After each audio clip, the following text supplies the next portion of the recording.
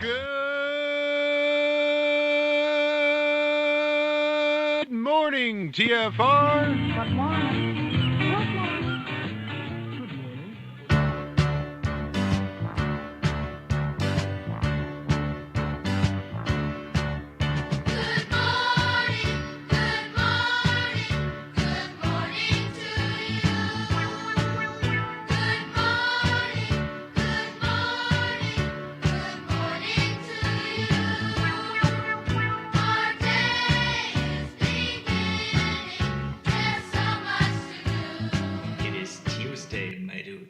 Hi, this is Alan. I like Ironworx because it's where everybody knows your name, and they're always glad you came. I love Ironworx with Josh, Walt and Zach. It's like sitting in your front room having a cosy chat with your best friends. Hi, it's Diva here, and I just want you to know that Ironworx with Josh, Walt and Zach, it's definitely my favourite dose of reality.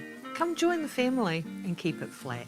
Weiss, get your dose of iron in the morning. Listen to the Ironworx on TFR. This is Enlightened Dawn. Roses are red, violets are blue. Iron Realm Media is the best on the plane. To this show, I will forever be true. You guys are truly the best, and I love you guys. I'm so thankful to have you in my life. Do you like listening to space letters from Never a Straight Answer? Then tune in to the Ironworx with Zach, Walter, and Josh. Break clear of the fear on the Ironworx and become an Iron Scout. Well, happy Tuesday, everybody. Welcome to the Ironworx right here on Truth Frequency Radio. As you may have guessed, my name is Josh Corey. And as you also may have guessed, I am joined this morning by two of my very good friends and co-hosts right here on this little show. Starting off with one, Mr. Walter Johnson. Walt, I didn't get to see you this weekend. How are you, sir? Hi, Josh. Hi, everyone. Zach.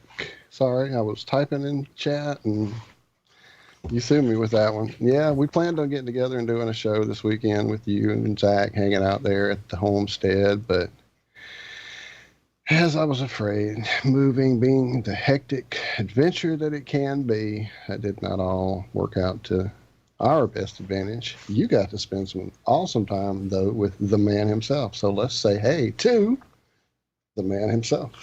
I did. I got to meet and see once again Mr. Zachary Zabala, or Good Times for All, if you prefer. Zach, you are out in the middle of the Kentucky woods, as I understand. Yeah, I found the name of the county. Not county? Or not, yeah. K-N-O-T, or... Is it a really confusing... K-N-O-T-T. Gotcha. And yeah, I haven't seen a name of a town for probably 45 miles since I got on this last highway. That's pretty good. Yeah, the highways out here in Kentucky are kind of weird. They're just little, tiny, one lane. Hard to fit two vehicles through. And it's like, there is nothing out here. You'll see like 2 or 3 houses next to each other, and that's it. There are no roads that come off of these highways out here. It's like these people's driveway out to the middle of nowhere. Huh. I love it. That's really crazy. Yeah, shopping has to be a pain in the butt because the driving is the part that sucks. It'd be a nice bike ride, but it's like 15, 20 mile an hour, real curvy. Not like there's big drop-offs or anything. It's beautiful. There's creeks all over the place, running water everywhere. Yeah, I don't know. I like this place a lot. So I know Kentucky. I love eastern Kansas, too. Yeah. Eastern Kansas is pretty. Once you get some trees and something to look at. Yeah, it was so cool. It was like nothing on both sides. Not nothing, but it was like a tree here, a tree there, and then just like grasslands. And then all of a sudden you're coming up to eastern Kansas and there's a giant wall of trees. It's like you're entering some huge, enormous forest. Well, I was. Yeah, it was just a very cool sight. I-70 going east. Never seen anything like that before. That was pretty cool. It kind of looked like Lord of the Rings. When they enter the forest, they're in the grasslands or whatever, a lot of rolling hills, a lot of broken cliffs and stuff like that. And then all of a sudden, that's all you see forever. And then all of a sudden, it's just like a huge wall of trees. Right. It just goes on as far as you can see. When the hills of Rohan meet right up to Mirkwood, I get you. Yeah. Well, Walt, how are you doing? You're looking a little goofy over there. Look like you're real confused. No, I am a bit. As I'm saying hello to our people there in chat, good morning, everybody. I haven't made it to say hello to yet. I noticed a really strange phenomena. So if you're a moderator on a channel, sometimes someone types something a bit questionable. Usually it'll have a cuss word involved or something along those lines. In fact, that's the only time I ever see this happen, where it lets a moderator then have a decision to show that comment or hide that comment. If you're a moderator on a channel, you know what I'm talking about.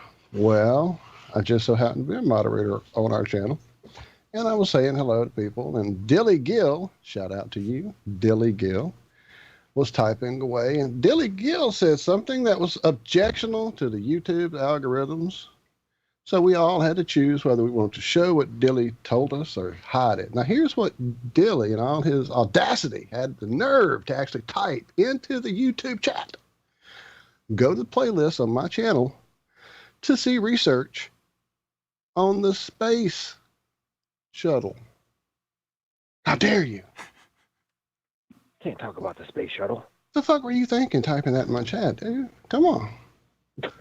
What is going on? I mean, is it just to... we know what it is. There's no point in... Yeah, I'm sorry, which word? Thank you, YouTube. Flag there? Research, probably. Research, Yeah. space shuttle, go to my channel, C. We found it, C. We found the word that triggered it all, C. Ay, cabron.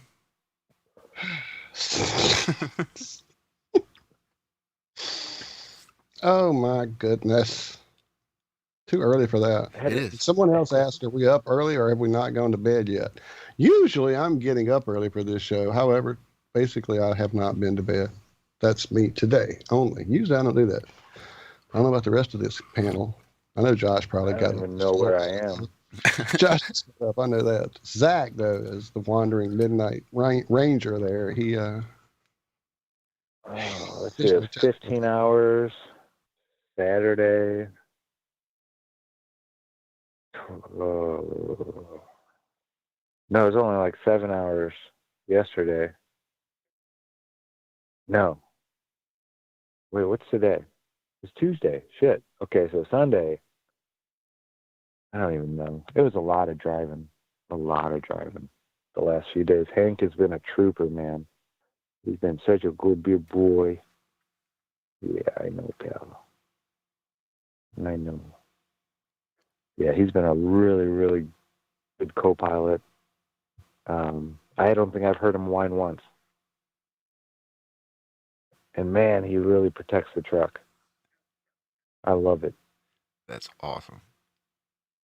My little brother, he was just up on my little brother's lap, licking his face, right? He stopped by after work to come see me before I left yesterday morning. And we get ready to leave. Hank gets in the truck. My little brother goes to reach his hand in to pet him, and Hank just freaks out.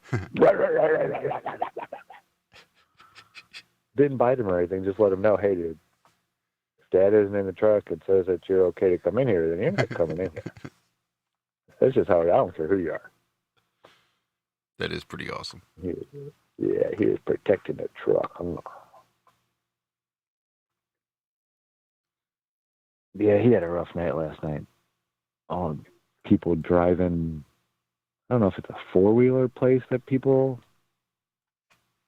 come to, or it's all dirt, like roads, and not even dirt. It's like, I think it's like a ATV type place.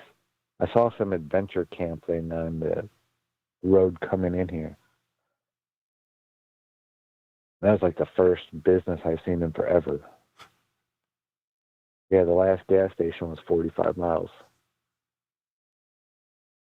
Yeah, it's weird out here, man. This is. Oh, and I wanted to mention about the food. They're talking about food shortages, right? I think I saw 2 fields that weren't farmed. 2 fields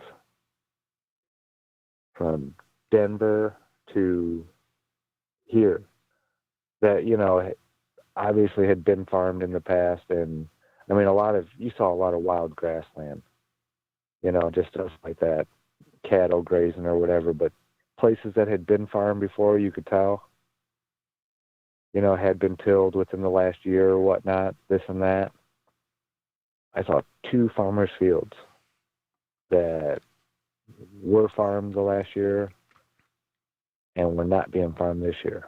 I saw so much corn. I saw so many soybean fields. I don't know what they're talking about as farmers not growing stuff, because everywhere I went along the whole path, there was nothing but fields of food everywhere.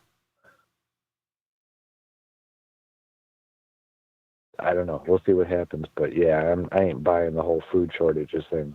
At least not corn and soybeans. There's more than enough to feed the whole earth through the Midwest of this country.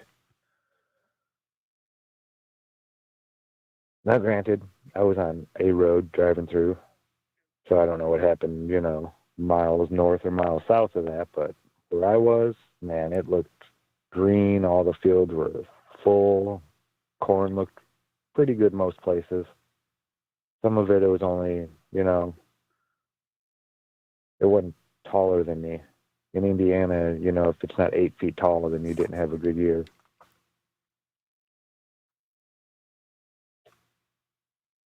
Yeah, there's plenty of food out there. Plenty of space to grow the food. I remember it wasn't too terribly many months ago. They were having farmers were supposed to be pouring out milk and all sorts of stuff due to decreased demand because everyone was sheltering in place and people just weren't shopping the way they normally did, so they had to get rid of all sorts of stuff, and farmers were being paid not to grow because of the reduced demand. I don't know.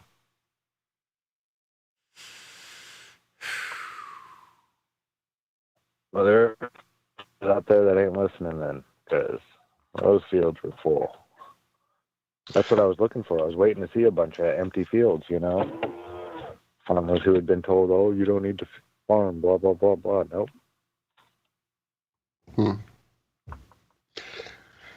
Yeah, I've seen a few videos and the mask wearing like that. was amazing.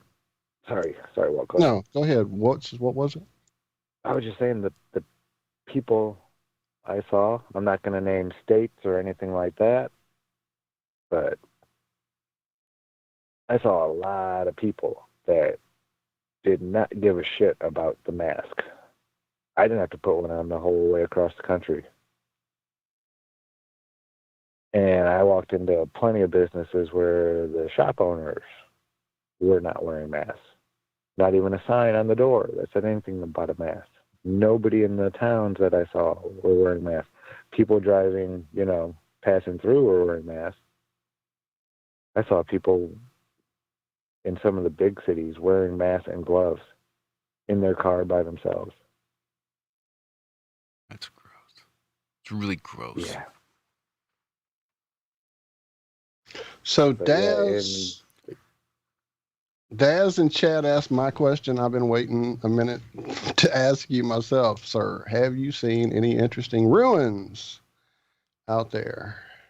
Yeah, eastern Kentucky or eastern Kansas. I'd start about 40 miles west of Wichita and start working your way to the east till you get up to that tree line. There's all kinds of crazy looking stuff out there where it's just all grasslands. It doesn't look like it's ever been farmed, but it's all big rolling hills. Kansas is a lot of rolling hills. Like, I thought it was going to be flat, like Indiana, Illinois flat, but it's not. It's very rolly. but it doesn't roll too much, you know. The elevation doesn't change all that much, but it's really rolly. And there's all these, like, it looks like old blocks that have been worn away, like, tremendously. But there's all these, like, there'll be a hill, and then on the edge of the hill, there'll just be a cliff, like a 5, 6, maybe 10-foot cliff. And you'll see all these rocks that look like they were placed there perfectly. Like they're, like it's a foundation of something. And they're all over the place out there. And it doesn't look like the land is being used for anything but maybe cattle grazing, if that. I didn't see any cattle on there. So I don't know what it is, but yeah, there was all kinds of those things. I kept seeing them. And then I mentally marked it down where I started really seeing them. I saw it a little bit before that, but 40 miles west of Wichita on I-70. I need to get on Google Earth when I get settled in and start looking around there. Yeah, there's all kinds of stuff across the U.S. Kansas City, Missouri, definitely mud flooded, big time, huge. It's just so obvious. There'll be big old buildings that are like almost halfway covered diagonally in mud, like a 3-story building. And you can even see like the street will like come down to a point from 2 different, that place was flooded bad. It's crazy how you see, yeah, Kansas City's messed up. That's one of the places they were doing a lot of construction, so I had to get off the interstate and drive actually like through the town. That sucked. But I did get to see all the cool stuff. So yeah, there's a few different places I'm going to point out to Martin and be like, hey man, you need to go pull up some pictures. Indeed, I've done the same. I've done the same in this recent couple of weeks. I think we've all just gone slip sliding, or at least a lot of us have gone slip sliding down that old mud slope. But in the time period from about me being 6 years old to me being about 5 years old to me being about 11 years old, I lived in this little small town in Mississippi. And in that small town, I remember wondering why this place, because before that I lived in small towns and like without courthouses or, you know, any of that fancy accoutrement. But this town that I lived in Mississippi, called Mendenhall, if you'd like to go look at the picture, had a courthouse that in my mind as a 6-year-old, 5-year-old, whatever, was the capital of the United States because of the way the building looked in my view of a 6-year-old mind, because it was this huge, ornate, flood building, I know now, that was really out of place in this rinky-dink, small, really, really fucking small, tiny town. So I went to go find pictures of it and to find some history of it out. And it was allegedly built by Yahoo, somebody in 18, whatever, typical mud flood years. And of course, he died not long after completing construction. Almost every mud flood architect died not long after building their building. So it's a bad job to have been in, apparently, back in the day. Anyway, in looking for that, I said, you know, I still remember this building somewhere. It must be the Jackson Capitol. Dude, go look at the Jackson, Mississippi Capitol building when you have a free minute. I'll put a picture of it in the description. It is insanity. It is the Capitol building from the frickin' Washington. It has the classic dome. There's a huge gold eagle on top of it. I mean, it's the whole 9 yards in these little places in Mississippi. So because I looked those things up, it started throwing me all these videos of places in Mississippi. And there's apparently some ruins from a colonial plantation. I'm looking for my phone because I can't remember the name of the ruins now. Damn it. Bad research. Anyway, it's all kind of like these columns that are left behind from this place that was occupied coincidentally by the Yankee forces on their way marching through. They coincidentally took it over. And they were threatening to burn it down. Just all these weird things that just really didn't add up. Man, I cannot find the name of it here in my little history, so I will find it and tell you people what it's called. I can't believe I can't find it. I watched way too many videos yesterday about stuff, so there's hours of backlog here. I'll find the name of the ruins. Anyway, there's lots of stuff in your own town. You'd be surprised what's right behind that grove of woods, that historical marker that's in that area that's close to you. So since it's right there in your own neighborhood, you've never gone there. Like people who live in New York that never saw the New York buildings or the Statue of Liberty or any of the things. It's right there because it's part of their neighborhood kind of idea. I did that just about everywhere I lived. I decided I would go find out those places and seek them out. I found this weird tower. Oh man, I bet that's a mud flood tower. In St. Martinville. I'm going to look this week. Because on a back road in St. Martinville, Louisiana, when I was riding around just finding places, I found this weird road to a bird sanctuary. And on the road to that bird sanctuary, which was a dirt road, mud road, basically, I could see this weird tower in the distance, and it was like, what the fuck is that? And it was a building, a house. Somebody built a house, but it was like a 5-story tower out in the middle of nowhere. God, I might have to go find that out. I bet that's mud flood. I bet it has to be. Why would they build that? All right, I'm rambling. I'll shut up for a while. You go.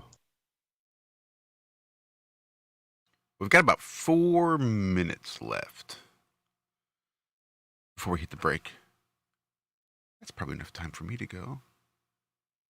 Because it wasn't long after Zach left. And on Sunday, Bob and Cammie and Jaron were driving through and decided to book a night right here at the little hotel just down the street from me. So Dixie and I went and grabbed some Emo's St. Louis style pizza, thin crust with Provel cheese, and some toasted raviolis, breaded and fried or toasted in the oven. And since they were unfamiliar with these St. Louis originals, we grabbed them a couple extra large pizzas and 24 raviolis and took them up to the hotel and let them pig out. So I got to meet Bob and I got to meet Cammie, got to give hugs all around. So that was awesome. It was nice to finally meet Bob and Cammie and their son Jaron. Just strolled right up into their hotel room and sat down with some pizzas and just chit-chatted for a little bit. They were tired. They had been driving. And I know exactly what it's like to not want to F around with anybody or anything after having driven all day.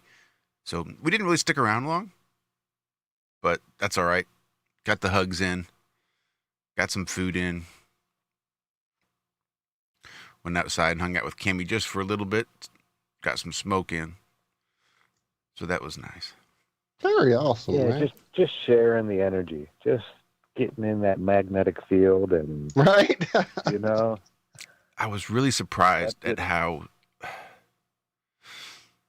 I mean, I talked to Cammie a lot, right?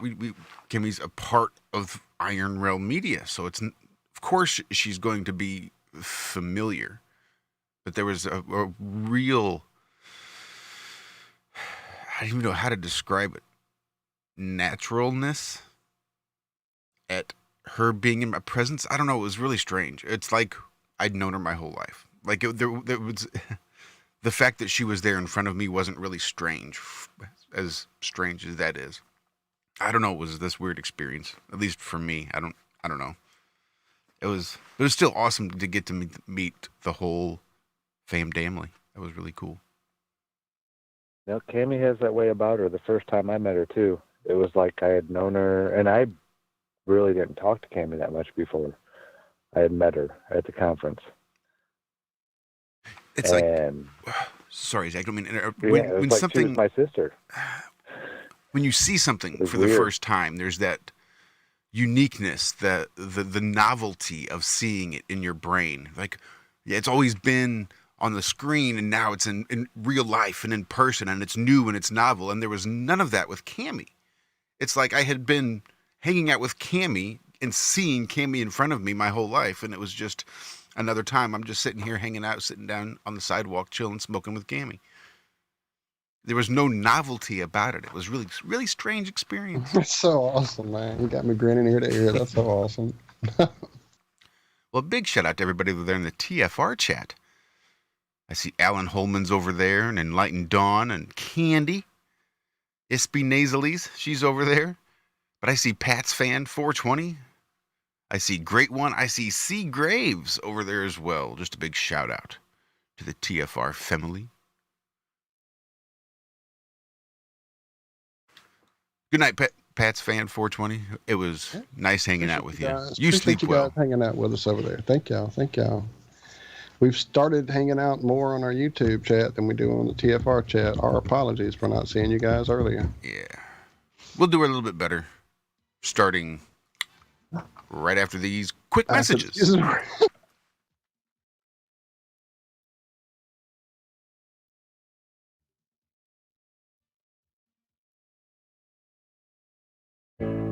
The reviews for Extendivite are amazing. Here are some from Amazon. By Christine, great for heart palpitations. By Anne, before I started using this product, every afternoon my ankles and my hands would be swollen. That doesn't happen anymore. So if that part of their advertising is true, I have to assume that the rest of it is also. Not to mention that when I had my yearly blood test, only a few weeks after beginning to use this product, my cholesterol had dropped over 30 points. I'm going to continue to take it. By Croc, I love this product. It really works. By Brad, works great, thank you. Tell us your story. Get your Extendivite today.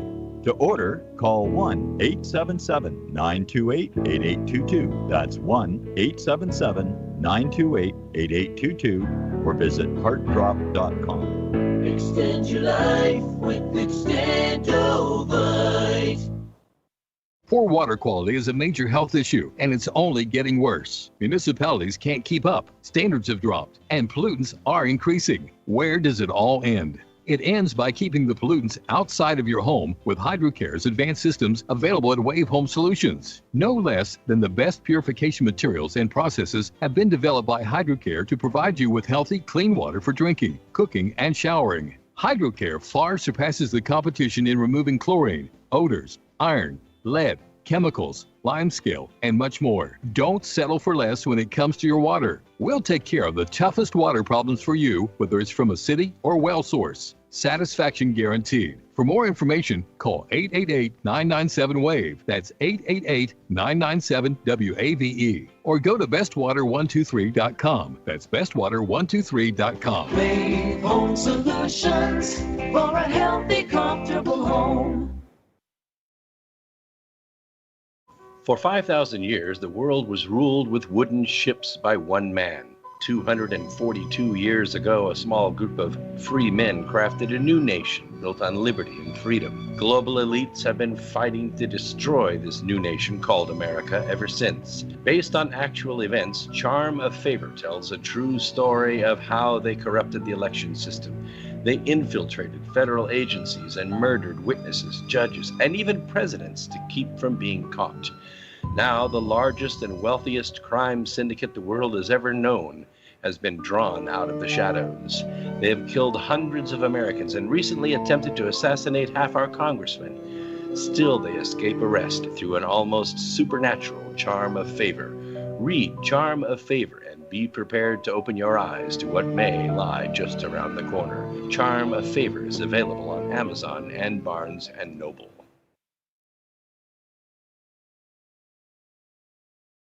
This is Truth Frequency Radio. No hate, no hype, no fear. Real people, real radio.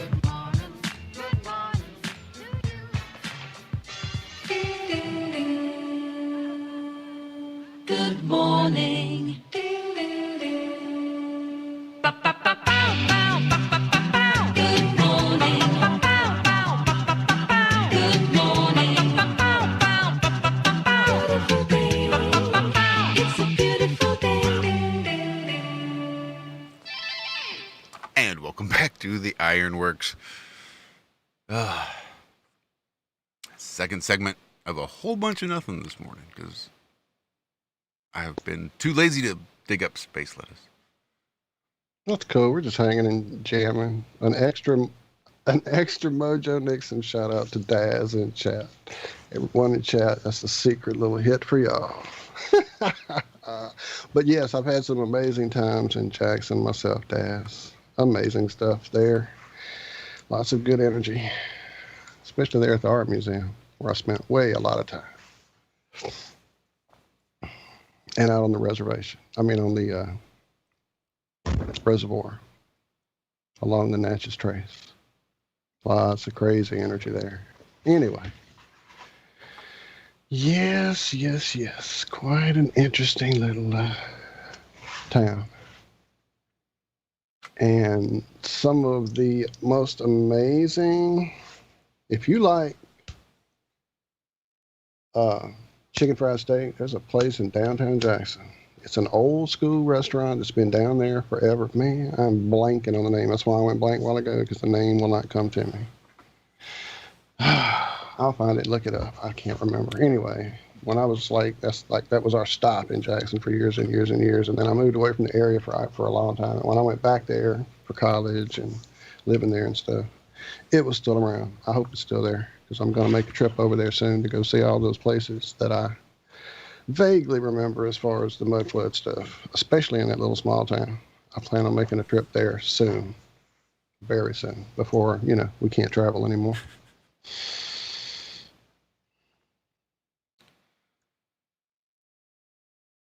Yeah. It seems like things are ramping up a little bit. But it's sort of an undercurrent, the undercurrent of the ramping up. It's not necessarily in our face, but it's a bit what I feared, that this whole COVID thing was basically the installation of a skeleton. The whole basis, the actual structure of what they're going to do. I still can't get a real good picture of what it is, but it doesn't feel like it's good. No, it's not. There's no doubt about it. Like I said the other day with that little thing I saw from Max Egan, he pretty much laid it out. And I haven't watched the full video yet because I can't find the full video. All I can find are little 5 or 10 minute blips of him talking about it. But, I mean, yeah, I just saw a story go through and I didn't put it in here because I'm so sick of it. And yet here we are, talking about it again. But it was, yes, it's necessary for us to have another lockdown to save the economy. Right. That's how that works. I think it was the Federal Reserve. Of course, it was saying this in the story. I should have saved it because it was such horse shit. I could have fed it to. Wait a minute. The lockdown is going to save the lockdown will save the economy? Because it worked so fucking good the first time. I'm sorry, 40%. Yeah, it did exactly what they wanted. 40% of family-owned businesses are now gone. Forever gone. And then that helped the economy great for Walmart and Myers. As much as I hate corporate entities, there's a whole shitload of those that have gone down the drain since all this started too. So yeah, for sure, feds, let's have another lockdown because that'll solve it all. Fucking evil assholes. Ooh, damn, that sounded bad. I shouldn't have said that out loud. I mean, that is so obvious that it's just nonsense. How could people... It makes no sense at all. Help the economy by locking people in their homes. What economy? Which economy are they talking about? Amazon's economy? Whose economy are they talking about? Apparently not the so. People of this country. Apparently so. Yeah, apparently tech companies, that economy is doing super in a lockdown. And Daz is correct. And so is, damn it, I scrolled too far. So is Liz. So is Dawn. Everybody in chat's going, yeah, but what, like Dawn said, isn't that sad? Before we can't travel anymore, we should not be getting used to shit. We should be fighting. Correct. Just making a point of how that has become so fucking ingrained in the bullshit that we're surrounded by that it's even affecting those of us who should know better. And I should know better because I hang out with you awesome people who are teaching me a whole new realm of creating your own reality. So let's all breathe. Because I'll go where the fuck I want to. Man, I'm cussing a lot. I'm so sorry. I'll go where the heck I'll want to go, and I'll be where the heck I want to be. Because I've been doing these things for years on the outside of their little fringe of reality. I've never played their games, ever. It's just like tonight when I went and talked to a friend of mine. Got way sidetracked with him for hours, and something, and mask. And I'm like, oh, man, don't tell me you're wearing a mask. He's like, you're not? And I'm like, no, why are you? You know, and it was like, he was just stunned. It never even occurred to him to even attempt to not do it. Anyway, yeah, it's just. That's how it is with my family. We got to stop. We got to stop letting them do it to us too. Thank you, Daz. Thank you, Liz. Thank you, Don. My mom was like, well, you have to wear a mask if you go into this gas station. And I was like, Mom, no, I don't. And I walked in, bought something, walked out. The guy didn't say a word to me. She's like, he served you? I was like, yes, he served me. I've been telling you this. What do you mean? You don't have to wear a mask. You don't have to say anything. Not one person said anything to me about a mask. You know, not one time. They didn't even look at me funny. Most of them were really nice and polite. In Denver, I got lots of looks. But you get out of the major cities, and people are pretty normal and trying to be normal still. They don't want to do this. They don't want anything to do with it. Yeah, all this shit we're seeing is mostly on TV, I bet. And I'll give it to them, big cities. They got a lot of people in the big cities rattled. A few of them, at least, that I saw. Actually, St. Louis, where Josh was, I walked right into the gas station. Nobody was wearing a mask. Wasn't a sign on the door or nothing. The one right down the street from your house, Josh. Yep. No mask, no nothing. They used to have a sign on the door, no more than 10 people or no more than 15. Then it was like no more than 25. Then it was no more than like 35 or something. And every time I'd walk through those doors, I'm thinking, ugh, is it my job to count the people that are inside before I come in? Not my job. I don't know how many people's in there, but I'll be damned if it's going to stop me. I don't know, but if there was more than that, I guess they'd let me know when I walked in. I actually went into the grocery store last night, and I was the only one not wearing a mask. Yeah, that sucks. That's how it was in Denver. But a lot of places, I saw no masks. Old people not wearing masks. And there was a lady here in Kentucky, older lady at the gas station. The store owner wasn't wearing one. She was wearing one, though, you know? Fine. I had the nicest conversation with her about Hank and where I'm from and this and that, and she just sat there and talked to me for like 5 minutes. Outside in front of the store. Wearing her mask, big smile, standing, 2 feet away from me, not freaking out. So yeah, I mean, if you want to wear a mask, that's fine. But you're still a human. I'm still a human. We can still converse. Right. I'm wondering if there's some kind. I'm wondering if kind of. I don't even know how to track it. How we would track it. I'm sure they're tracking it, but like I see LC King. What's up, Lucas? In chat, just saying the mask apocalypse has hit his little town. And see, that's what's happened here in my little town. Because this wasn't going on at all I guess it already had started when I was first back. But when I first got back, they had not done the mandate yet. That's what it was. It was just people were already driving in masks in my little bitty town here. And it's like, what the fuck is going on?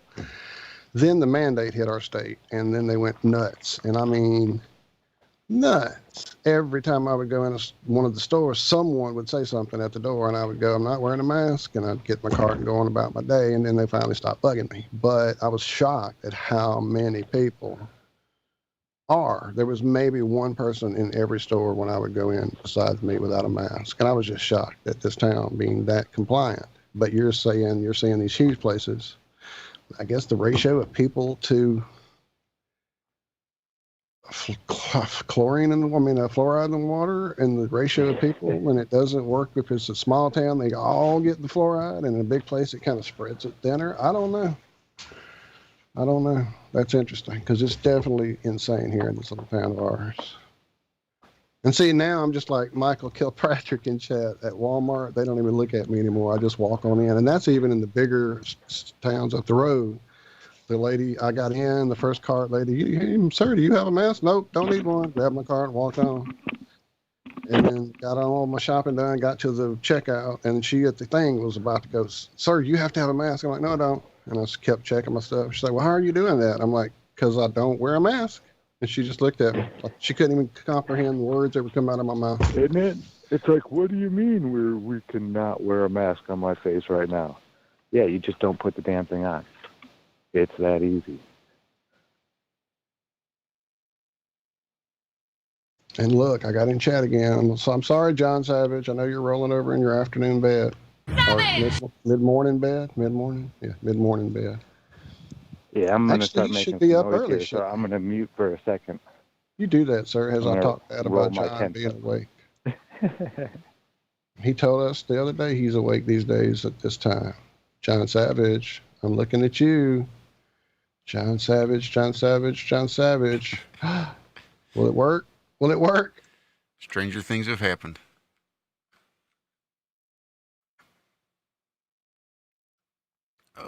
I guess we can dig into a little bit of space lettuce. I saw something I thought would be good space lettuce. Chat. I'm just messing with you. I didn't even open it. I left it as a notification because it was from Flipboard.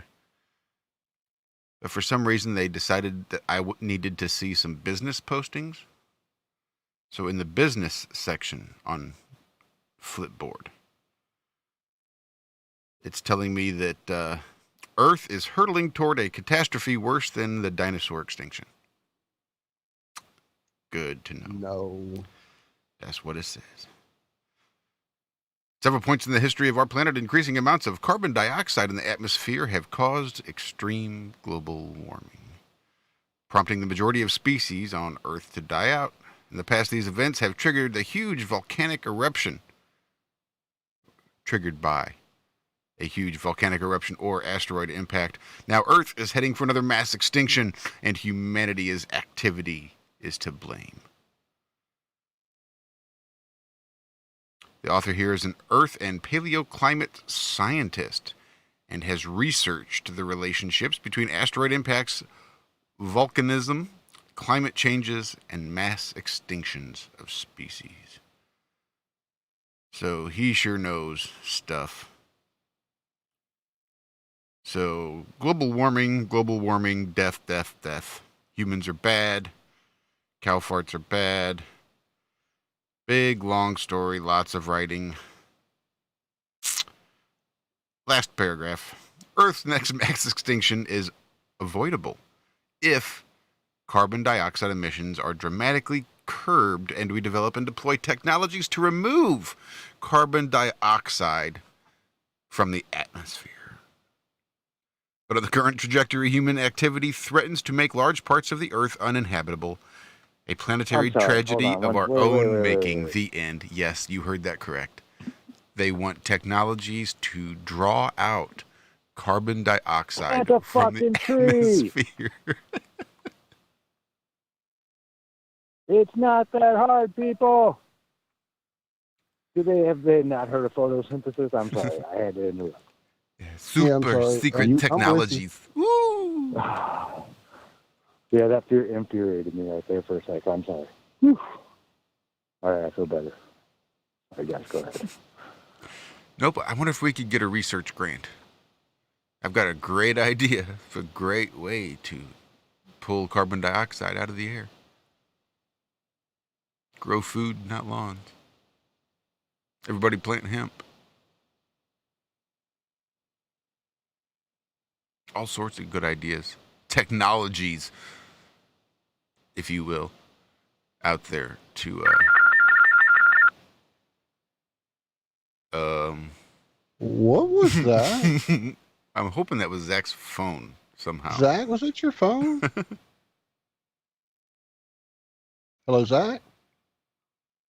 Oh, shit. They got Zach. They just beamed Oh, Zach I'm right back. this I straight don't know fuck what's up out of going on, Kentucky. man. My phone just did some crazy shit. It was Zach. Zach, they got you, bro. Zach, what's the code word? We all have. Can you hear me? Yeah, we hear you. Yeah, we can. Can you hear us? Okay. You just freaking me out there for a second. I was like, You freaked us all out, dude. I thought that was it. I thought that was the code. It was time. It was go time. Wolverine! Yeah, my 9 is on my side right now, so I'm not too worried about anything. Well, I get that, but that was just nuts sounding. What did it sound like? What happened? Sounded like AI. freaking. It sounded like somebody was AI farting or something. I don't know. almost like it was just a series of tones, like signals, almost like it was a phone number that was punched in and repeated. Just fast. That's weird. Or it could have I been did not like hit any buttons. I hope it got recorded in the show. We'll hear it later because that was crazy sound. That was crazy sound.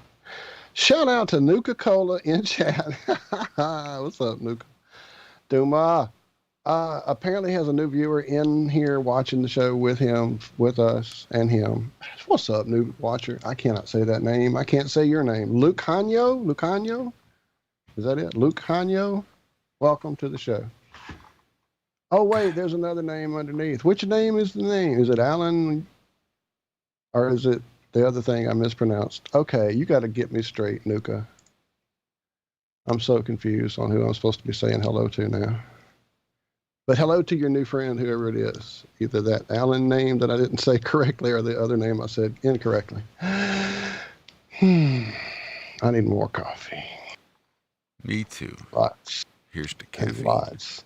I noticed as you read that story, it was like we've come to now have a super shorthand. It's not even there's serious shorthand now. We don't read anything all the way through anymore. I'm just so done with it. All the bullshit. I hate to even read it in a funny context anymore, which is great when we did it all the time, but oh man. Yeah, it's pretty But nasty. I have to. Lucanio, I did say it right. Thank you, Nuka. Now one day I'll get you this right. I love you, brother. I miss you. Come hang out with us on the show one Friday. Or come hang out with us right now on this show. There's a number you can call. Would you like to hear it? God, what is it? 304? Yep. 503. Flat. Oh, it's been a long time. 3528. 304-503. That's 304-503-3528. Call now. But that's the Flatline. You can call that one anytime. So close that story out because that was a boring ass story about fear porn and too many humans, essentially. Bad humans. So this is just under the business section on Flipboard. The next story says this CEO has flown 33 times and spent 160 nights away this year. Here is his safety routine. Oh, like I really give a shit about his safety routine. I want space. Give me space. Everyone loves the chat box, how climate science moved online. Climate change. What the hell? Gonna have to justify all these deaths in the near future. See, famously cleared Lake Tahoe. Technology. Lake Tahoe is now polluted. Sorry, go ahead, Zach. I just say, no, we have to invent technology that can turn CO2 into oxygen. That's what we should spend our research and development on. Hell yes. Oh, I'm sorry, that just pissed me off. Okay, I'm done. I'm rolling. I'm heading Kakalaki bound right now. Oh, you're driving? You're on the road, sir? Yeah. Oh, look, I said the words and he had already done it earlier at 4:30 this morning. Nuka had called me on Skype. Man, look at me. That ought to tell you something. I don't ever get calls on Skype, even when I'm on Skype. You see? because it would have made some noise. I should have said, oh, I have a call coming through from somebody else. I never get any calls on Skype anymore, on my phone, on here, unless I'm sitting here and tell Josh in the morning for this show, hey, I'm ready. I don't even see him live. So, yeah, sorry, I missed your call. Call again, but don't call on. Hey, we could add him to the show directly. Surely Dun, could. dun, dun. If you want to hang out, brother, we got you. Hang on a second. That's how you do that. Here's something, a breakthrough that some cosmologists thought would never come. A new theory of the universe's structure might offer the most plausible alternative yet to dark matter. For decades, a band of rebel theorists have waged war with one of cosmology's core concepts. The idea that an invisible, intangible form of matter forms the universe's primary structure. This dark matter, which seems to outweigh the stuff we're made of 5 to 1, accounts for a host of observations, the tight cohesion of galaxies and packs of galaxies, and the way light from faraway galaxies will bend on its way to terrestrial telescopes, and the modeled structure of the early universe, to name a few. The would-be revolutionaries are seeking an alternative cosmic recipe. In place of dark matter, they're substituting a subtly modified force of gravity. But attempts to translate their rough idea into precise mathematical language have always run afoul of at least one key observation. Some of their formulations get galaxies right, some of the contortion of light rays right, yet none have pierced dark matter's most bulletproof piece of evidence: precise maps of ancient light, known as the CMB, or cosmic microwave background. A theory must do really well to agree with this data, says Ruth Dreher, a cosmologist at the University of Geneva. This is the bottleneck. Now, theorists Tom Zolsnik and Konstantinos Skordis from the Central European Institute for Cosmology and Fundamental Physics say they finally squeezed an alternative theory of gravity past that obstacle. Their work, which was posted online in late June, is a preprint and has not yet passed peer review.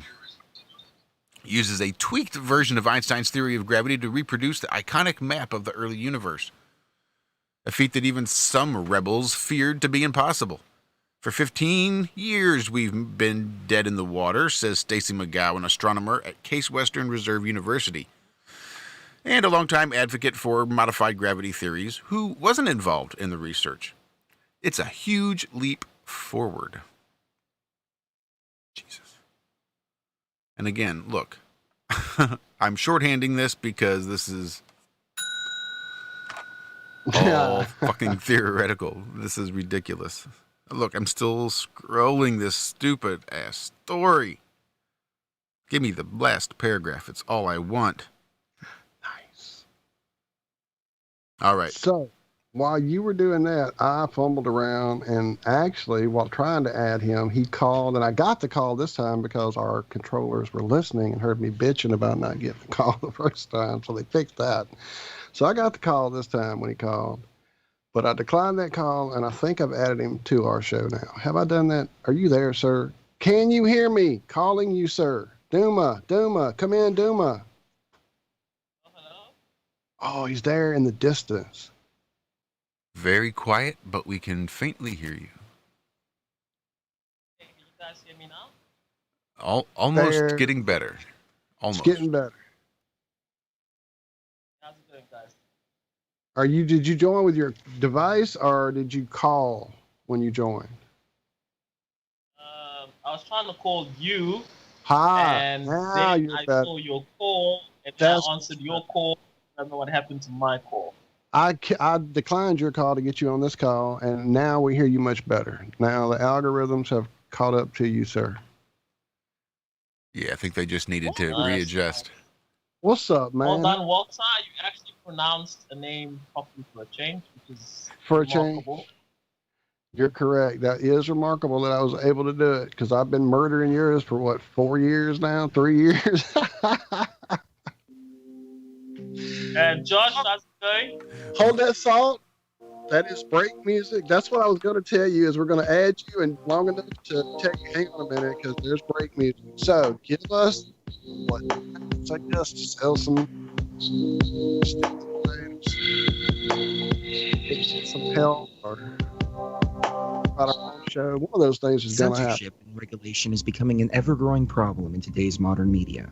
From the mainstream to YouTube and Google, the information you're looking for is buried by official narratives and propaganda. This is why TFR is 100% uncensored, unregulated, and listener-supported. The shows on TFR are not micromanaged by the station, and our hosts are free to speak their minds however they please. As such, the views and opinions expressed on our station are of those who make them. If you happen to hear anything offensive on TFR, please send us an email to toughtitty@tfrlive.com, and we'll be happy to tell you that we really don't give a damn. We stand for freedom of speech and non-censorship.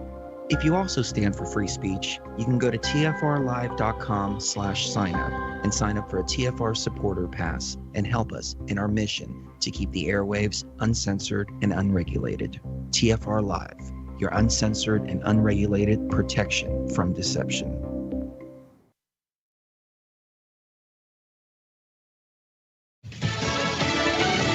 A hurricane wanes but spawns tornadoes. I'm Jack Callahan, Fox News. It's now Tropical Storm Isaias once again, downgraded after blowing onshore in North Carolina overnight, but still dangerous with heavy rains and tropical storm force winds. It is a strong tropical storm moving through portions of North Carolina through Virginia. We have tornado-warned storms north of Virginia Beach up towards Richmond, Virginia. Fox meteorologist Janice Dean, a tornado reported near Suffolk, Virginia. The storm next threatening the Northeast. As it moves north, even though it doesn't have the title hurricane any longer, it still needs to be taken seriously. President Trump said yesterday that the federal agencies, local governments, and indeed the public need to remain vigilant until the storm has passed. Fox's Mike Tobin, a gathering storm over mail-in ballots. Nevada's Governor Steve Sisolak signing a bill to send out millions of them. Extremely important to me that our citizens do not have to decide between their health and their right to vote. President Trump considering a lawsuit to stop that distribution. You'll have somebody like the governor of Nevada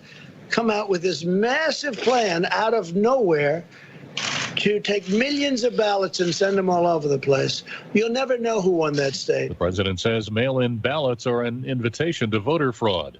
Talks resumed today on a possible coronavirus economic relief measure, most prominently enhanced federal unemployment benefits. Democrats, including House Speaker Pelosi, want the $600 weekly checks that ran out last week extended. But Senate Finance Committee Chairman Chuck Grassley believes that's too much. There ought to be something on top of what an individual state would do, but it shouldn't be so much that you're getting paid for not working than if you're working. President Trump says he will consider taking executive action to stimulate the economy if the talks fail to produce an agreement. America is listening to Fox News.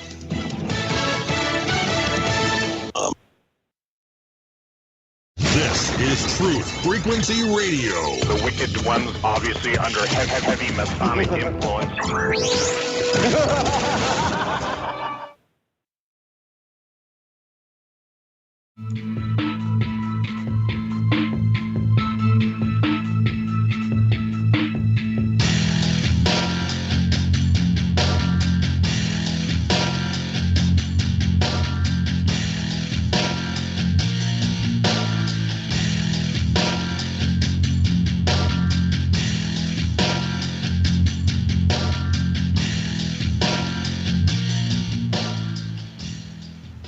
How dare you?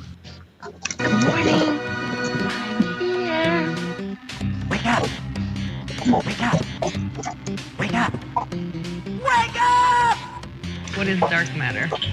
Okay, we don't know. That's great. That's why it's called dark. It's exactly. Everyone knows all reputable information comes from random people on the internet. Tell me things, internet. The earth is flat.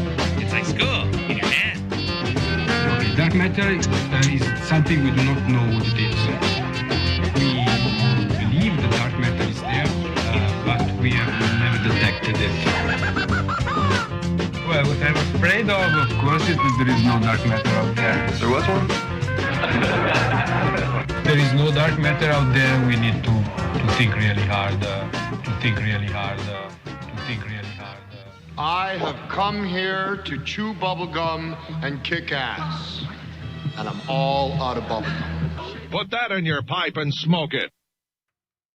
And welcome back to the Ironworx right here on Truth Frequency Radio, TFR-Live.com, simulcasting on DLive, Twitch, Facebook, Twitter. Jesus, I need to just make the list shorter just so I can get through it without getting bored.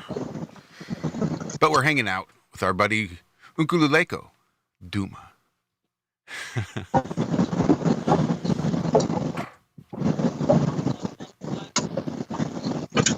Uh-oh. Something's happening. Something is happening. It's like Skype forgot the algorithms and it'll have to level itself out. It's not them. You're frozen on my screen. That's weird. I don't know. Wow. Oh, now you're moving. I don't know what's going on. Are you there, Nuka? Hello, can you hear me? Barely again. There's a short. You have a short somewhere. Yeah, I think you guys might have a short somewhere in that microphone.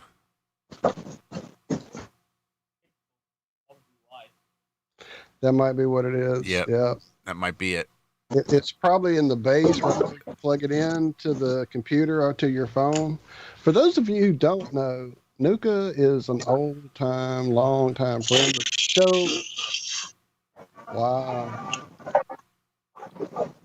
Now I'm echoing myself. I hear myself echoing. Are y'all hearing that? Man, Skype is falling apart this morning. Truly. Are y'all here? Wow. Are y'all not hearing that? No, I'm not hearing that at all. What the hell? Maybe my YouTube started playing that I keep paused? No? What the hell? Hang on now.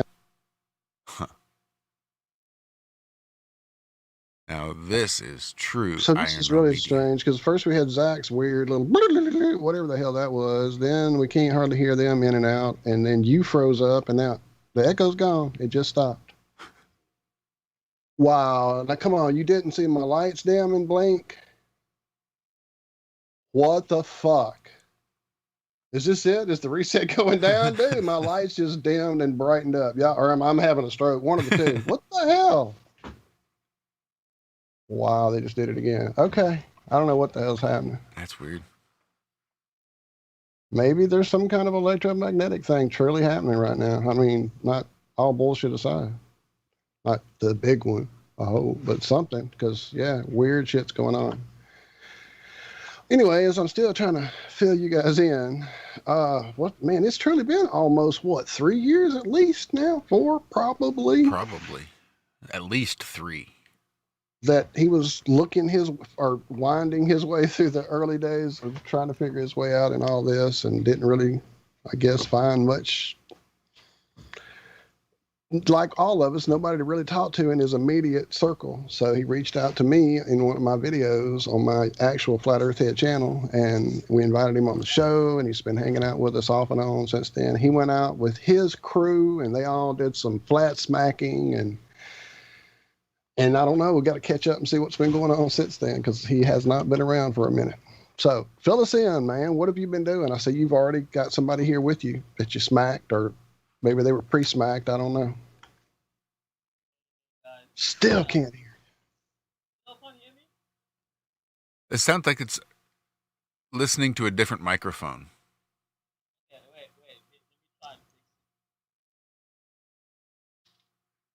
It sounds like it's maybe using the camera mic or the mic on the computer. Maybe so. That could be what's going on. Nope. That was not any better. Maybe we should. I don't have my headphones here. Otherwise, I'd use them. See, that's better. A little better. Yeah, I think it's using the laptop microphone. Yeah, I had to. Yeah, I think that's what that is. So, is the laptop microphone better? It's better, but it's still so quiet. It's really hard to hear. join you guys on Friday when I've actually prepared and I have headphones. Perfect. That would be excellent. And I was even thinking if we had you in a call, we have a few controls in our call that we can do some things, but that really wouldn't probably help either. Probably not so much. Because they're very limited. So yeah. Okay, so this has been a teaser for everybody this morning because I do want to hang out with you, man. I've been I missed a call from you a few weeks back, and then you're like me, you're hardly ever on when I'm on, and I'm never on when you're on. And then I saw you called this morning, so we need to hang out for sure. And even not on the live show, I constantly don't get calls. So I don't know. Skype and me are not good friends. I think it's jealous because we started using Zoom for our Friday shows, so Skype is probably it. I've got Zoom, so I'll join you guys on Zoom. Oh, Friday, dude, it's on. Man. Sounds like a plan. On. Friday night it is. Bring your friend, which I don't have your name in front of me, so I can't pronounce it correctly. And you couldn't pronounce it if it was in front of you. I could, if it was in front of me. Touche. All right, well, come hang out. It's Lucano, but he goes by Luco. Luco. I like it. All right, my man. Thank you for coming hanging out with us this morning. As I'm sure you've heard, this show goes from one extreme to the other, and there's lots of areas we cover, or not. As this morning, we're really not covering much. We're just hanging out and being friends, and that's usually the best part of this show. So we're glad you got to come hang out with us for a minute. Be there Friday, dude. Yeah, we look forward to talking to you. See ya, Ukuleleko, or Duma for those, or Cola, or Nuka-Cola for those of us who play way too much Fallout. That's good stuff. Can you guys hear me? I hear you now, Zach. We lost you there for a minute, didn't we? We lost you. You went off the call. I know. I know. Yeah, there's not much up here on these hills. When I get down into them, man, it's if you've never drove on a mountain before, when you're going down a mountain and it's like they give you a sign that says, "Hey, this is some steep shit." They'll put a sign like a truck on a big slant going down, downshift. Put it into second gear and just float down that thing. Don't use your brakes a lot. Don't fight your engine. You burn up your brakes and go flying off a fucking mountain. Yeah, you don't want that. That's no good. You don't want that. I learned that. This is how I learned that. My brother-in-law drove the truck, the big Penske, the biggest Penske you can get before it turns into a fucking semi, that big one. And he drove it all across the flat parts. But what I wasn't told until I got on top of we're on top of Mount Shasta? Or going up Mount Shasta. Like right at the little first starting to go into Mount Shasta is that he has a fear of heights. And now suddenly I'm required to drive, because I had been driving his pickup truck, which was loaded with the other half of their house pretty much on the back of it and behind me in the double camper, double cab, whatever. So suddenly it was my turn to drive the big truck, literally like the next size down from a semi, up this mountain. And then as I'm going up it, we stopped and eat. And I called my brother because at that point the reception was kind of horrible. And he emphatically said, yeah, do not use your brakes going down the hill because every year somebody burns their brakes up. And it's usually somebody hauling their life belongings across the mountain in a rented truck that they're not used to driving. And I'm like, holy shit, I'm going to die on a mountain. I'm going to be me and Hank Jr. are going to go off the mountain together. But I did it. I downshifted and I watched those grade signs like you're talking about. So yes, sir, I know fully about the grading. Be careful. Be careful, Zach, please. And Hank survived. Right. Yeah, right. I'm down. Yeah, that's what's nice about out east. Not too many of the mountains are real big. You know, I mean they're nice sized mountains, but it's not like the Rockies where you're going way up and then you got to go way like a mile down. You know, in a matter of no time. It's not too bad out here. Yeah, I didn't have to go to first. I just threw it in second and let my truck do all the work. And I'm going back up a mountain. Well, yeah, because it'd be super scary to be driving your truck and suddenly lose your brakes. Oh, shit. That happened. I forgot all about that. Right after Kansas City on the way to Josh's house. Yep. It just told him, hey, man, I'm making all right time. It's going to be, you know, this or whatever. It was going to be like, what, 9:30, 10 when I was going to show up, according to that. And sure as shit, I'm getting ready to pull off and get some gas. And I go to, well, it slowed down at first, so I wasn't doing like 80. But I slowed down, you know, a little bit. Then I went to go turn like into this place. There was a gas station to the left. I totally missed it because my fucking brake went to the floor, dude. It scared the shit out of me. One lady kind of, me and her, she got a little like, oh my God. And I was like, I just put my hands up like, hey, my brakes are gone. I'm sorry. We didn't like almost hit or anything like that. I just slowly eked out in front of her. And she gave me a weird look like, what are you doing? It's like, yeah, I'm about shitting my pants right now. Trying not to die. Yeah, but it wasn't bad.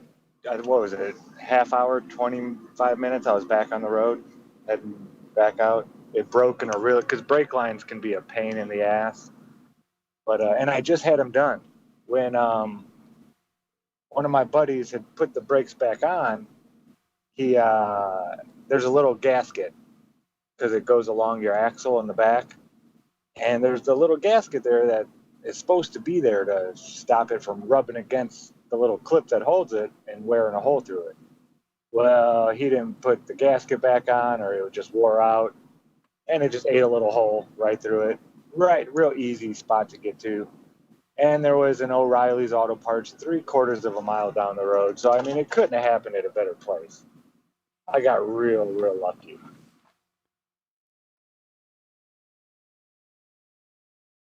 Yeah, that would have freaked me the hell out. I don't know. Yeah. Oh, God, dude, that. Yeah, you could not have fit a human hair between my butt cheeks.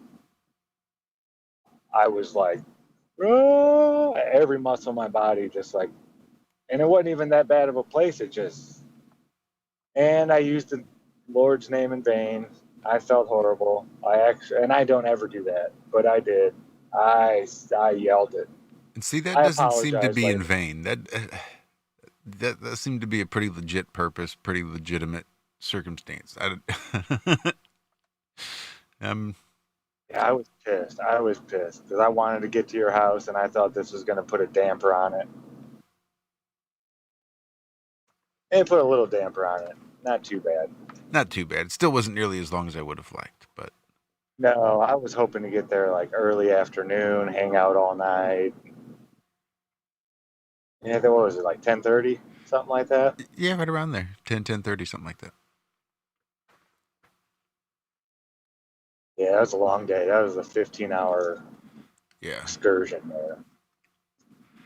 That does make for a long day. You are quite the road warrior, my friend. Ooh, I remember long drives like that. It's been a while. Oof, oof, oof.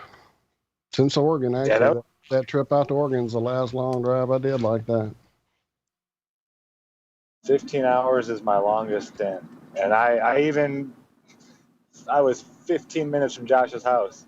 And I texted him a text. I was like, dude, I'm pulling over to go to sleep. I had no idea where I was. I wasn't paying attention to the map. All the lights on the road started looking like lines, just horizontal lines. I was like, yep, I'm not pulling an ODD. I'm pulling over right now. And I went to look at the closest rest stop, and sure as shit, Josh's house was 5 miles closer. You'd had to turn around and go back 20 miles back the other way to get to the rest stop, or 15 miles forward to get to my house.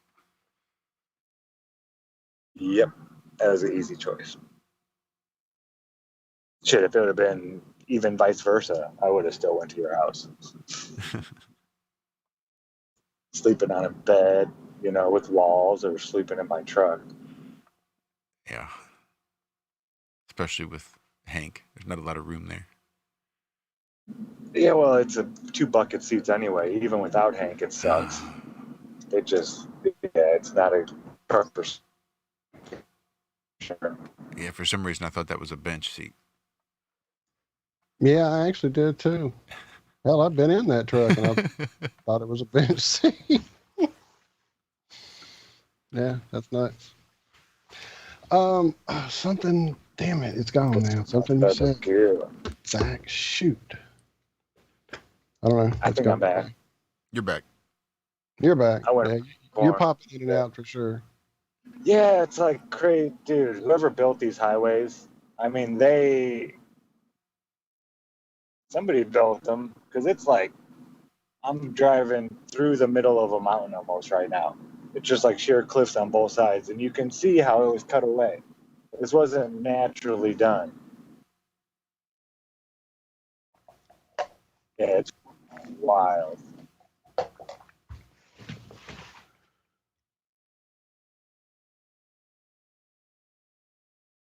Uh-oh, did we lose him again? May have. Oh, that's what it was. I just saw Alan pop back in. Alan has asked us very nicely to do some space lettuce. So at the next break, after the next break,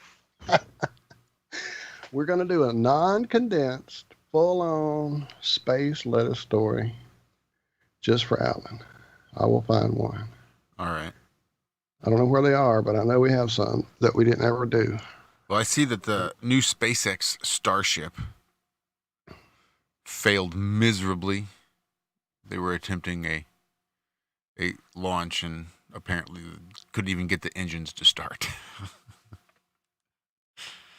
They even sounded the alarms for all the surrounding neighborhoods in the area to let them know there's a launch coming up. And the launch never happened because the engines never fired. So they'll have to try again later. Weren't they supposed to do like a big thing? Oh, wait, that's right. That's right. COVID happened. Never mind. But weren't they supposed to? Never mind. That got canceled too. Well, they just splashed down recently. And I saw there was a bunch of fishing boats out there and stuff getting in their way. Splashdown. We're back to that. I thought we were dropping boxes straight on the ground or landing rockets upright, and that was our two choices. No. So we're back to splashing down. Well, I think because this had actual astronauts from the ISS in it, they didn't want to risk the whole, left field diving catch. So this was the time when they actually had astronauts on the actual ISS. What the fuck are you talking about, Josh? So they actually had to stage people in the water. People would actually see it happening. That's what they wanted. They couldn't just drop a box in the distance and then go out there in the big truck. No chance it's full of the astronauts as they go out there, by no means. No, it's an empty truck, but it's big enough to carry all of them. Anyway. It seems like I saw a story about a bunch of fishing boats, fishermen or something that were like... That's what I'm saying. They had to get some proof out there that, there's men. I saw them. I was on a fishing boat back in 2020. And well, still, I'd like to see what they saw. Hear what their story is. Maybe that's not at all what they have to say.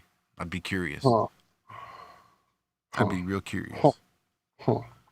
I'd be curious too. Oh, NASA astronauts say they made prank calls from the SpaceX Crew Dragon. Don't admit that shit. Don't admit that you're up there fucking wasting time and money like a piece of shit. You know how hard I have to work for you to steal my fucking money to give to your lazy asses, and you're up there making prank calls like a fucking 12-year-old? Sorry, man. That pissed me off more than I thought it would. Wow, no doubt. All right. Let's see what else we got before I jump into that one again. NASA and Mars. 9 space games that'll help you escape this planet. No. 5 million Starlink customers in the United States. We'll play some background music while you read these stories. This is a shout out to Doc. I'm playing catch up in chat. This is for Doc while you're playing. You go ahead and read. It won't be loud. All right, here's some stuff about a story we covered earlier. This was actually something Bob had mentioned when I met up with Bob and Cammie. When NASA's Mars 2020 Perseverance rover launches from Cape Canaveral Air Force Station in Florida later this summer, an innovative experiment will ride along. The Ingenuity Mars helicopter. Ingenuity may only weigh 4 pounds, but it has some outsize ambitions.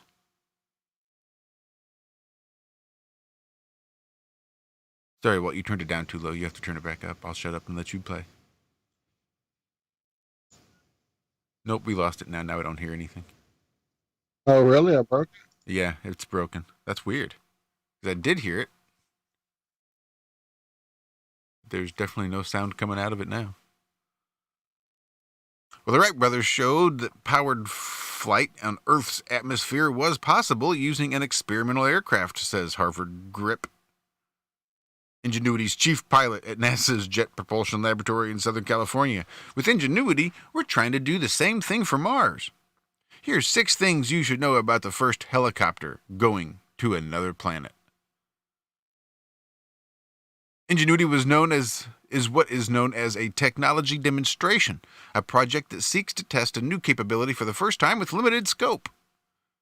Previous groundbreaking technology demonstrations include the Mars Pathfinder, rover Sojourner, and the tiny Mars Cube 1, Marco, CubeSats, that flew by Mars back in 2018. Ingenuity features 4 specially made carbon fiber blades, arranged into 2 rotors that spin in opposite directions at around 2,400 RPMs, many times faster than a passenger helicopter on Earth. It also has innovative solar cells, batteries, and other components. Ingenuity doesn't carry science instruments and is a separate experiment from the Mars 2020 Perseverance rover. 2,400 RPMs. I'd be curious as to how many RPMs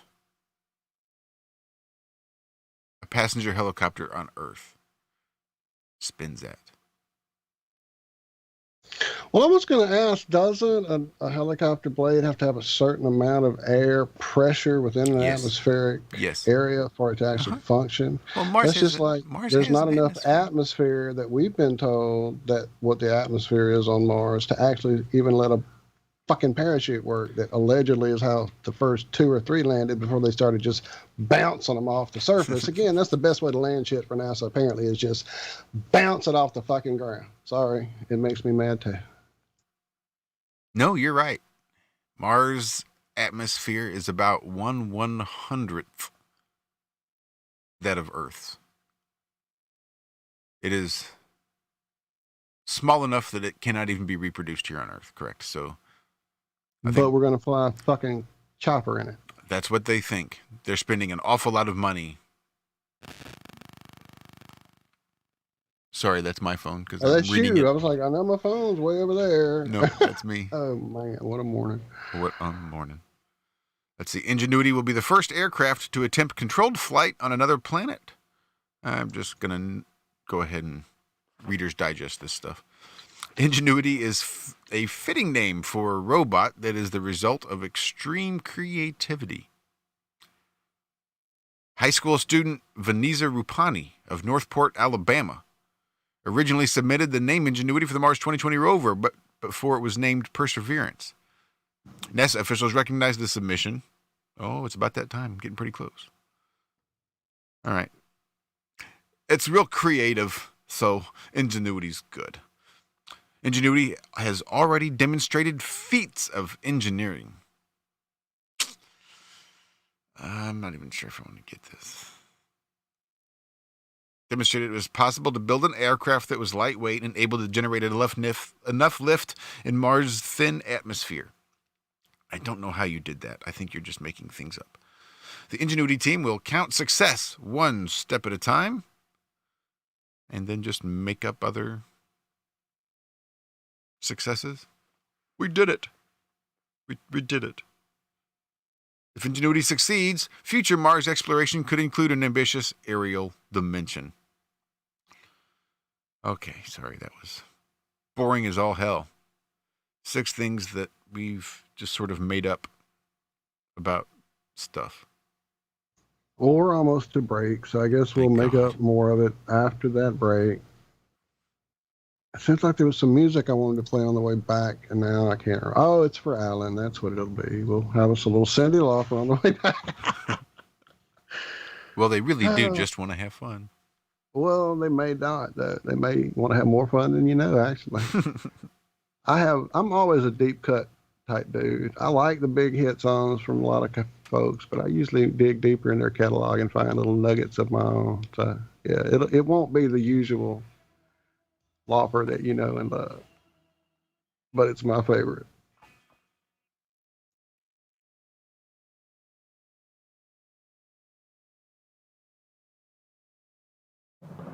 Hey everyone, it's Chris Chio, founder of Truth Frequency Radio and host of Beyond the Veil. The mainstream media and establishment are running scared right now, and they've prominently featured truthfrequencyradio.com as number 89 on the federal government's hit list, also known as the fake news list, which is essentially a list of sites slated for censorship on Facebook, YouTube, Google, and other social media. Now is the time for you to get involved. Share your favorite TFR shows far and wide on forums and social media. Tell your friends and family about your favorite shows.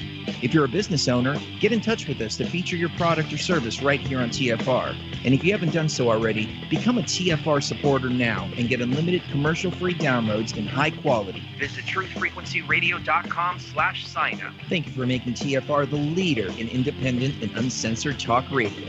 Truth Frequency Radio, your protection from deception. Do you want to lose weight but have no idea where to begin? The Fast Start Diet, a 3-day weight loss plan, is the answer. 3 days of nutritionally balanced, calorie-restricted meals delivered right to your door. No shopping, no measuring, and no cooking. Everything is prepared for you and ready to eat at home or on the go. The Fast Start Diet has all the amazing benefits of intermittent fasting without starving. We've helped thousands of people who have struggled to reach their weight loss goals. Isn't it time we helped you? With the Fast Start Diet, you'll lose weight and feel great. Find us on Amazon or go to faststartdiet.com and use promo code POWER to get $10 off your first box. As a special bonus, we will include our #1 rated Lipo3 appetite suppressant spray free with your order. Whatever your diet plans are, start with us at faststartdiet.com and use promo code POWER.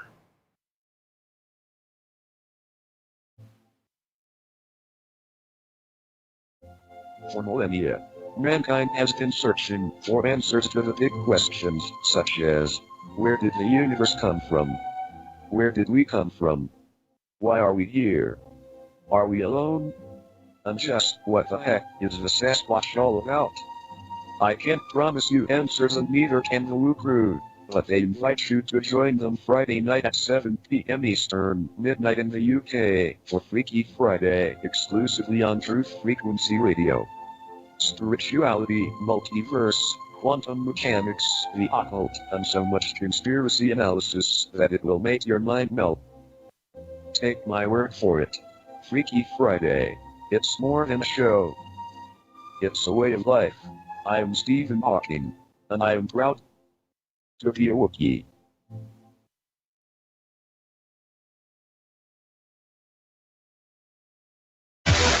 No hate, no hype, no fear. You're listening to Truth Frequency Radio. We are TFR.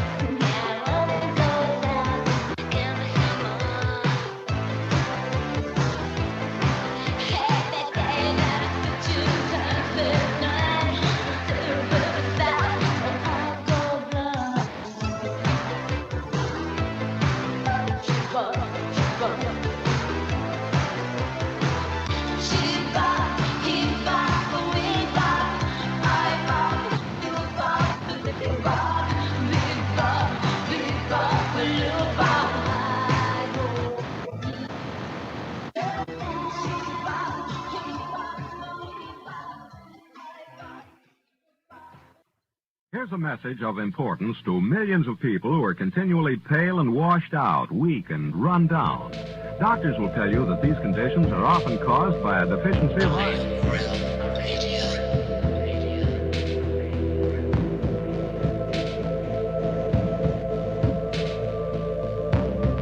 The iron you need to keep you physically fit and mentally alert.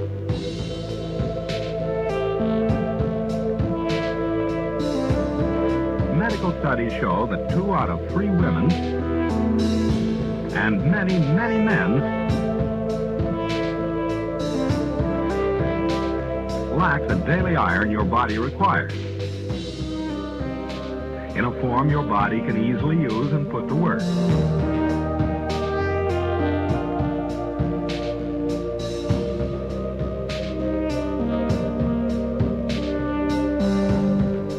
Every dose gives you more than your daily minimum iron requirement. We are the way, we are the way, we are not alone. We are striving for more. So if you're not getting the iron your body needs,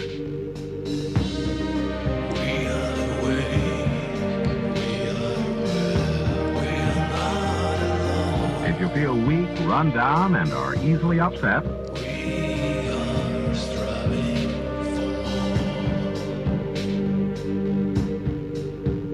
start taking iron today.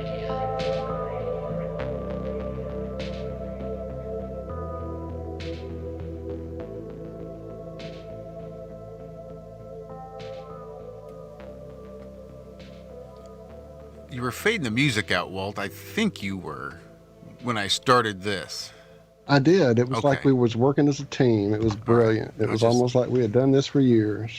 Making sure that there wasn't just something that maybe your computer No, was audio was no, going I junky, faded and I it. just I faded it. I was going to fade it and talk in, and then before I could jump in, you hit the next song. You segued right nicely, sir. That was old school. That was like the best of working at Magic 105 FM. And man, that was one of the keys of working at a radio station, is knowing when to fade in, fade out, especially a cold in song or a cold out song. Oh, because most songs have a fade out or they have an intro music to give.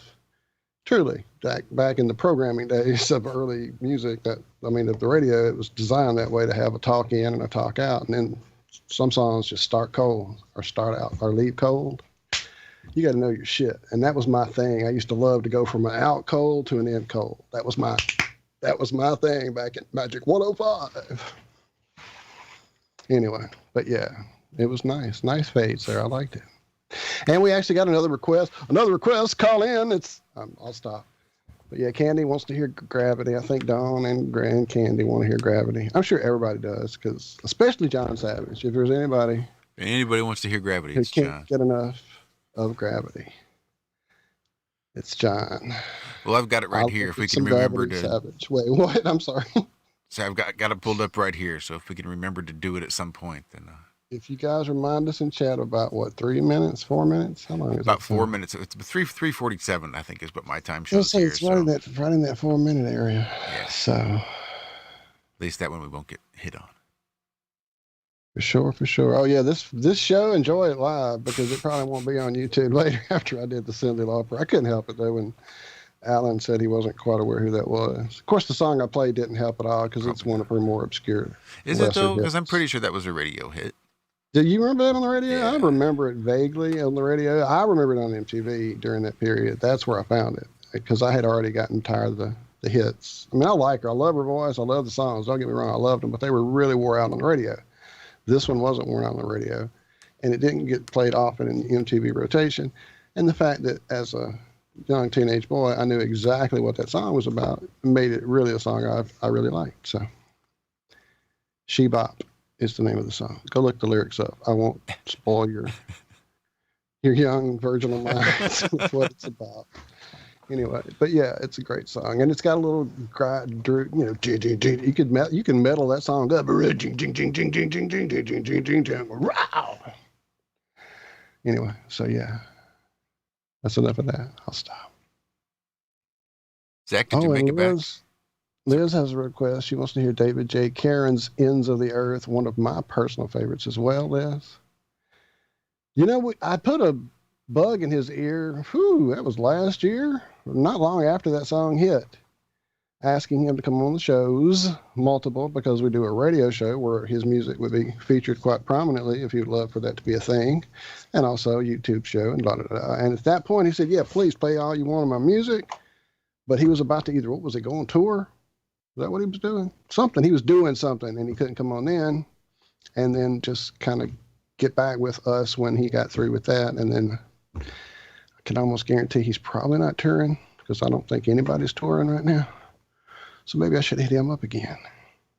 I think I will.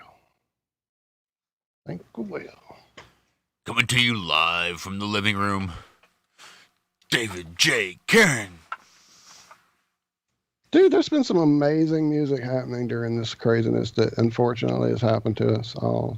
Musicians have reached out to each other, and there have been some amazing get-togethers that don't make any sense at all. And then I don't want to plug this show because it's such a horrible show. It's evil. We're not so bad. Not us, the show. Oh, gotcha. Because it's so bad. There's literal demonic shit on the stage while they're on the air and symbology all over the place, but it's hilarious and they did great music. So just go look for, I don't even want to tell y'all, just go out there and look for,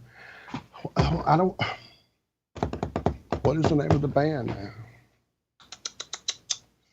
I have to go look it up. I forgot the name of the band. It's completely gone. So, but I'm not going to tell you the name of the show because I'm not going to plug the show. It's a horribly bad show. So, bottom line is, don't listen to this unnamed band on this unnamed show. I will find the name of the band though.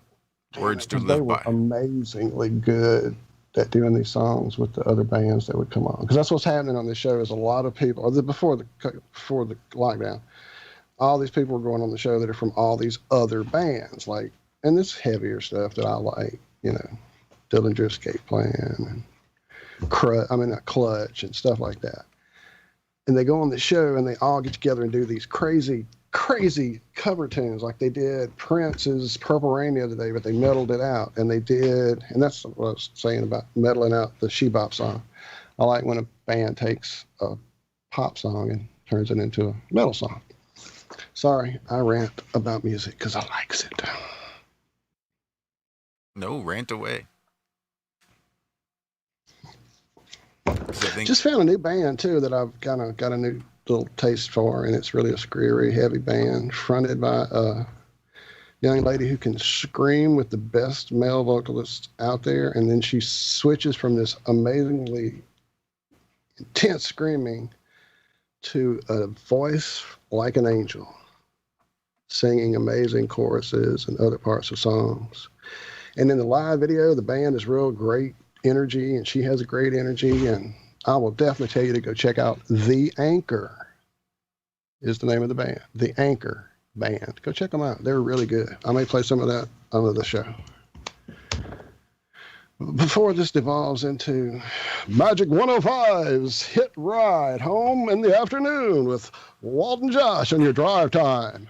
Anyway, before all that happens, there was Space Lettuce or something we were going to do. Oh, that's right. Space Lettuce. I did drop a couple stories in there that I saw. I know, I saw them. I had to go back to it. I've lost my train of thought because I got all into the metal. And the metal messes you up. And demon songs. So, sir, what was it? Man, what is going on? Did I mess up my... Am I still sharing? No. So why is it frozen again? Go, because I can't get the stories up, sir. Sorry, well, I had one, but now my entire list of stories is different than it was a minute ago. Okay. Son of a... What's going on? Oh, there it all is. Okay, so... Oh, that's right. Before we end the show, a bit of sad news. It really hit me in a little weird place. Wilford Brimley died. Rest in peace. Now, that's one of those things I thought Wilford Brimley died a while ago. See, I didn't, because I keep up with my favorite stars, and I knew he was still doing his little commercials for if you had the diabetes. Anyway, and then, yeah, he's been around doing his old school stuff, telling you the oatmeal's the right thing to do, and he's been around. But yeah, he was a star of the movie Cocoon, where they'll take us away to a special place, and we'll never get old, and we'll never die. Anyway, I'll stop. But my favorite turn was him in the movie The Thing, which you see a figure from The Thing here and all my craziness back there. The Thing was a phenomenal, underrated 80s scary horror sci-fi movie by John Carpenter, and if you haven't seen it, buckle in. It's great. All right, enough plugging. I'll stop. But definitely a great actor. He was in many, many things. Definitely sad to hear him gone.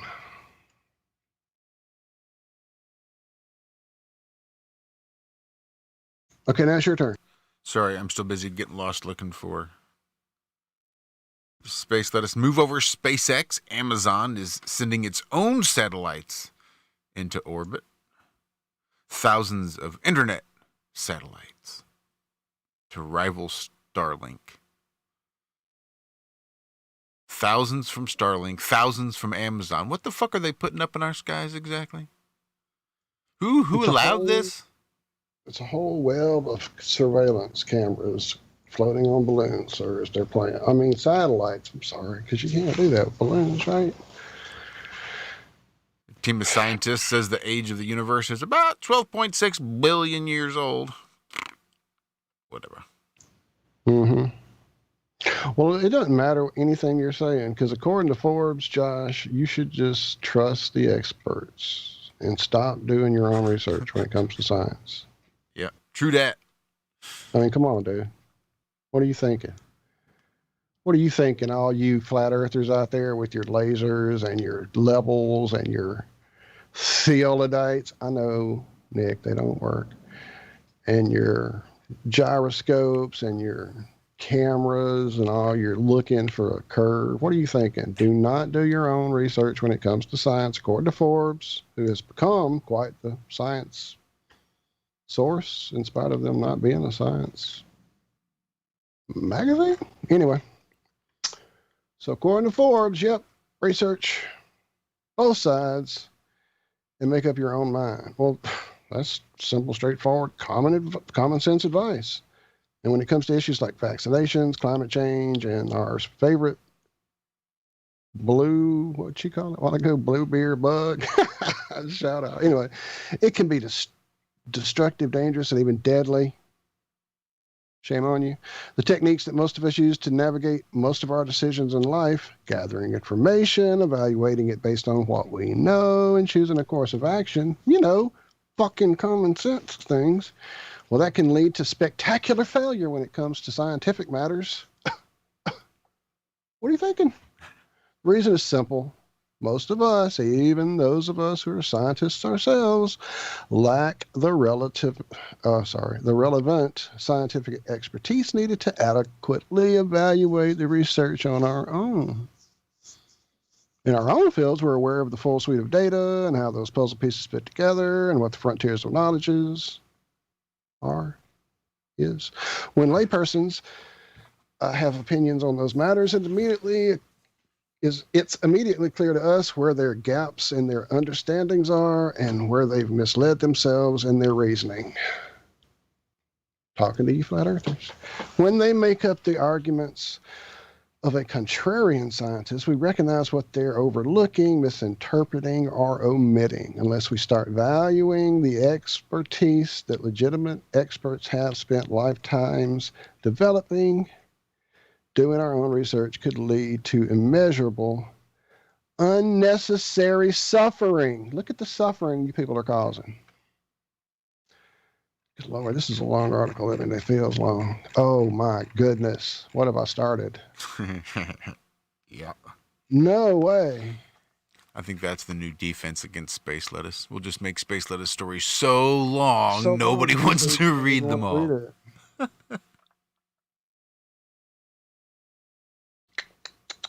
So basically, it tells you why global warming is a real thing, why fluoridated water isn't a bad thing, why, let's see what else. Why COVID is real, and we all should be doing our fucking best to keep our little breath contained, even though, you know, mosquitoes fly through chicken wire. This is basically what it's telling us. Go by the scientist's words. Do not trust your own common sense that keeps you alive on a daily fucking basis as a creature with instincts. Sorry, rant over. Okay, so wait, what's the final opinion here? I know there's a word. I know there's a word at the end that's going to make us all feel better about our inequities in science. Okay, so there is no excuse with all the wonderful scientists and science communicators telling the truth about a whole slew of issues in our world. Well, why would they say it that way, I wonder? For people to seek out only the opinions that confirm their own biases, because that's what I started out doing at Flat Earth Research, is going, you know, I think the Earth's flat. Right away, instantly, without a doubt, I wake up today and the Earth's flat. I'm not going to do any of my own research. I'm just going to look for all the evidence that points to a flat Earth. I'm not going to stay up sleepless nights for like 6-8 months straight and fight with my friends and lose valuable friends for lifetimes. And I'm not going to do any of that. I'm just going to trust and look for biased information, because that's how you do research. Anyway, all agree that we should base our policies on scientific consensus that we've achieved. When that consensus changes, evolves, or moves forward because we've learned more than we previously knew, which is done by people questioning those people that have done the science before us, which is what this fucking article is telling us not to do. But when that does happen, when that actually does happen, we'll learn more than we previously knew, and we should correct our course and follow the new novel path instead. Novel probably being the key word here. But that requires a kind of transformation within yourself. Look within yourself. It means that you need to be humble and admit that you yourself lack the necessary expertise to evaluate the science before you, you fucking idiot. It means that you need to be brave enough to turn to the consensus of scientists, scientific experts, priests, and sayers of truth, scientific truth that only they have access to, and ask them legitimately what we know at the present stage. It means you need to be open-minded enough to understand that your preconceptions are quite likely to be wrong, you fucking idiot. Many are possibly even in all ways, you dumb fuck. Even if you listen to science, we can attempt, if we listen to science, we can attempt to take the best path forward through the greatest challenges facing modern society, you simpletons. We can choose to ignore it, but if we do, you idiots, the consequences will only increase in severity, you fucking retards. I'm sorry, I'm being ugly, but it's really ridiculous how we're talking down to us like this. So there was a story I just added talking about answering some questions about New Zealand's new wireless power transmission. Transmitting power without wires. So that sounds good. More? Well, I'm reading along, and they're talking to this guy that works for the company. It says, so microwave energy transmission has been possible for some time. What are the advances you guys have made? And the guy answers, you're absolutely right. Transferring energy with microwaves has been around for decades. In the late 70s, NASA showed us it could support helicopter drones in the air, charging it with microwaves from the ground. It's been around for a while. I said, huh? Really? So it's not like you need solar cells. You can just blast it with the microwave cannon and send energy with it and keep it up there indefinitely. Huh. Interesting. It's like if you took like a barge or something out in the middle of the ocean and just mounted a large microwave transmitter on top of it. You could just blast it up into the atmosphere, point it at a drone, and just keep drones aloft for God knows how long. I mean, you could probably supply some pretty powerful lights up there too if you wanted. Make it real bright, high up in the sky. Make it look bigger than it is, probably. Just flying along. Interesting. I'm sure there's more to the story, but they're transferring energy. They're going to be beaming microwaves through the air, transferring power in New Zealand. Sounds a little less than safe to me, but whatever. That's how you get rid of all your tinfoil hat conspiracy theorists. You just fry their brains by sending microwaves through the air. Like putting a fork in a microwave. What is that, an apostrophe? I think you mean an epiphany. Lightning. It's just struck my brain. Well, that must hurt. Sorry. Any chance I can get to play hook, I'm all about it. But I think we're going to have to wrap this up and play some Gravity. Yeah, I was going to say, if we're going to play a song, we're going to do it. It's already going to be short. So we love you guys. Thank you all for listening to us rant. Forgive my psychosis there at the end of that last story. That just was the last straw. Sorry. I love y'all. Thank you. Thank you, Josh. Thank you, Zach. Thank you, Nuka. Thank you, Nuka's friend, whose name I've forgotten, and I'm sorry, I will have it named. Call us Friday. Love y'all. Bye.